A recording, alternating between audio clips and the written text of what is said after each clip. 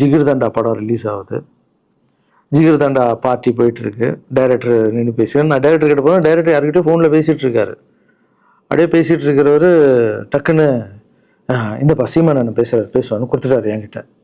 அவருக்கும் தெரியாது நான் பேசப்போ. அவர்கிட்ட லாரன்ஸ் பேசுவார், சீமான் ரெண்டு பேரும் சைலண்ட்டு. நானும் எதுவும் பேசல, சீமானும் எதுவும் பேசல. அப்படியே ஒரு நிமிஷம் அப்படியே நிற்கிறோம். பெரியவர் இல்லை என்னாலும் அண்ணன் அப்படின்னு. அவ்வளோதான் அண்ணன். பயங்கர பாசம். எந்த இடத்துல கோவம் இருக்கும் அந்த இடத்துல குணம் இருக்குன்னு சொல்லுவாங்கல்ல. அண்ணன் வந்து புகழ்ந்து தள்ளுறாரு ஜிகர் தண்டாவை. இப்படி பண்ண கண்ணா, அப்படி பண்ண இவ்வளோ சூப்பராக பண்ண, அந்த சீன் எனக்கு ரொம்ப பிடிச்சதுன்னு. அவருடைய அன்பு தான் தெரியும்ல, எல்லாமே அதிகமாக இருக்கும் அண்ணன்கிட்ட. அண்ணா ரொம்ப சந்தோஷமாக வாழ்த்தினாரு. அப்புறம் நான் வந்து மாற்றம்னு ஒரு அமைப்பு ஆரம்பிச்சிருக்கேன்ல, இந்த விவசாயிகளுக்கு டிராக்டர் கொடுக்கறது, அப்புறம் மாற்றுத்திறனாளிகளுக்கு ஸ்கூட்டி கொடுக்கறது, எல்லாமே அதை பார்த்துட்டு பத்திரிகையாளர் கேட்குறாங்க அவர்கிட்ட, ரகுவலரன் சார் மாற்றம்னு அமைச்சிருக்காருன்னா நல்ல விஷயம் தம்பி, நல்லா பண்ணிட்டோம், நல்லா இருக்கட்டும் அப்படின்னு வாழ்த்தினாரு. ஸோ ஒரு பெரிய பிரச்சனைக்கு கடவுளே வந்து அதை அப்படியே சால்வ் பண்ணி வச்ச மாதிரி ஆயிடுச்சு. அப்படியே போச்சு. ஆனால் நீங்கள் நல்லா இருக்கணும், எங்கே இருந்தாலும் நல்லா இருப்பீங்க. எப்போல்லாம் ட்ரஸ்ட்டுக்கு போகும்போது பசங்கள்லாம் கேட்பாங்க, அந்த 100 ஏக்கர் ட்ரஸ்ட்டு குழந்தைங்க, சரி ஓகேடா.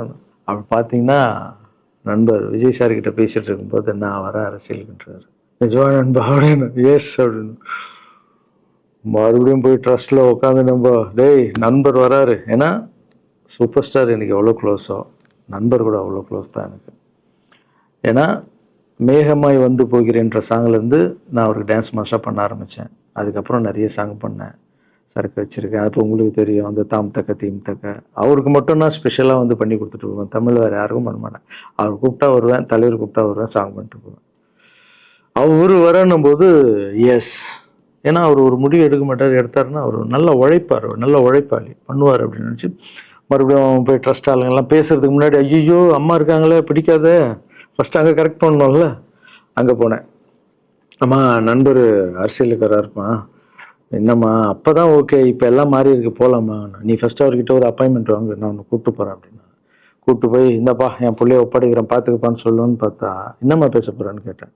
நீ அரசியலுக்கு வராத தம்பி, இது ஒரு சாக்கடை, நீ அரசியலுக்கு வராத, நீ ரொம்ப சைலண்டான ஆளு, உனக்கு இதெல்லாம் செட் ஆகாது, பணம் கொடுத்தாதான் ஜெயிக்க முடியும், ஜாதி இருக்கு, மதம் இருக்கு, இதெல்லாம் தாண்டி வருது கஷ்டம்னு நான் அவர்கிட்ட சொல்றேன்ப்பா அப்படின்னு. நான் அப்படியே மா புரிஞ்சுக்குமாண்ணா, டேய் மீன் குழம்பு வச்சிருக்கேன் சாப்பிட்றேன். அதே மீன் குழம்பு. ஓகே நான் நினச்சிட்டேன் நம்ம ஜாதகத்தில் இல்லை போல, சரி விட்டுடலாம், சரி இப்போ விட்டுருவோம், ஒரு 2-3 நாளைக்கு அப்புறம் மறுபடியும் பேசுவோம் அப்படின்னு மறுபடியும் பேசுகிறேன். அதே மறுப்பு தான். நானும் நண்பர்கிட்ட பேசுகிறேன், அம்மா இப்படி சொல்கிறாங்க நண்பா, அது அவங்களுக்கு தெரியல. அவர் நிறைய பேச மாட்டார், வயசானவங்க இல்லை, தெரியல, வந்தப்புறம் புரியும், ஒரே வார்த்தை தான். அதுக்கப்புறம் ஃபோனில் கூட்டணி கட்சியெல்லாம் வராது போது நண்பா என்னடா யாரும் கூட்டணி கட்சி வரல நண்பா, இது அது. நான் எனக்கு ஒருத்தரை பிடிச்சிட்டாங்கன்னா மனசில் பட்டது எல்லாமே சொல்லிட்டு இருப்பேன். அது நல்லதோ கெட்டதோ, என் பழக்கம் அப்படிதான். பிடிக்கலாம் தூரம் ஒதுங்கிடுவேன். அப்படியே போகுது. எலெக்ஷன் வருது, அனௌன்ஸ் பண்ணுறாங்க. எலெக்ஷன் நண்பர் நிற்கிறாரு. ரிசல்ட் அன்னைக்கு டோட்டலாக மாறுது எல்லாமே. அப்படியே தலைகீழாக ஆகுது, புரட்டி போடுறாரு சரித்திரத்தை. வேறம்மா இப்போ முதல்ல தெரிஞ்சு எங்கள் அம்மாவை தான். எனக்கு ரொம்ப ஆசையாயிடுச்சுன்னா எங்கள் அம்மா மேலே, அம்மா பேர் கண்மணி, கண்மணி அப்படின்னு தான் கூப்பிட்டு போவேன். எங்கன்னு கூப்பிட்டு போனா அம்மா கொண்டு, என்னடா இவ்வளோ உஷாரா வர, என்ன விஷயம், இங்கே உங்ககிட்ட தான் பேசணும். நீ என்னம்மா சொன்ன, பணம் கொடுத்தாதான் ஓட்டு போடுவாங்க, ஜாதி இருக்கு, மதம் இருக்கு, புது ஆளுங்களை வர விட மாட்டாங்க, ஜெயிக்க முடியாது, இதெல்லாம் சொன்னல. நண்பர் ஜெயிச்சிட்டார் பத்தியம்மா. அந்த ஒரே ஒரு முகத்துக்காக ஓட்டு போட்டிருக்காங்க. நம்பிக்கையான ஆள் வந்தா போடுவாங்கம்மா, நல்லவங்கலாம் வரலாமா, புரிஞ்சுக்கம்மா, என்ன விடுமா. இப்ப என்னம்மா சொல்ற அப்படின்னு கேட்டேன். முதல் முறையாக எங்கள் அம்மா முகத்தில் ஒரு சிரிப்பை பார்த்தேன். ஆமா கண்ணா, அந்த புள்ள எல்லாத்தையும் மாத்திடுச்சு, இவ்வளோ பெரிய வெற்றி அடி வரணும்னு நான் எதிர்பார்க்கலப்பா. ஒரு நல்ல மனுஷன் வந்து பண்ணணும்னு நினைச்சா அது வந்து முடியும் கண்ணான்ற நம்பிக்கை எனக்கு வந்திருக்குப்பா அப்படின்னு அம்மா வந்து சொன்னான். அப்போ என்ன போயிடலாமா, ஓகேவா அப்படின்னு கேட்டேன். போகண்ணா, நீ நினைச்ச மாதிரி பண்ணு அப்படின்னு அம்மா வந்து சொன்னோன்னு காலில் சாஸ்தாகமா வந்தேன். தேங்க்யூ ஸோ மச்மா அப்படின்னு. ரொம்ப ஹாப்பி நான். அம்மா ஓகே சொல்லிட்டாங்க அரசியல் வர்றதுக்கு. இப்போ நான் தாய்க்கு நிகரான்னு நினைக்கிறேன். என் ரசிகர்கள் கேட்குறேன், நான் அரசியலுக்கு வரலாமா? இதை பார்த்துட்டு இருக்கிறவங்களுக்கு, இந்த மக்களை கேட்குறேன், நான் அரசியலுக்கு வரலாமா? அந்த தகுதி எனக்கு இருக்கா? நீங்களும் சொல்லுங்கள். இந்த வீடியோ பார்த்துட்டு இருக்கவங்க கமெண்ட்ஸ் போடுங்க.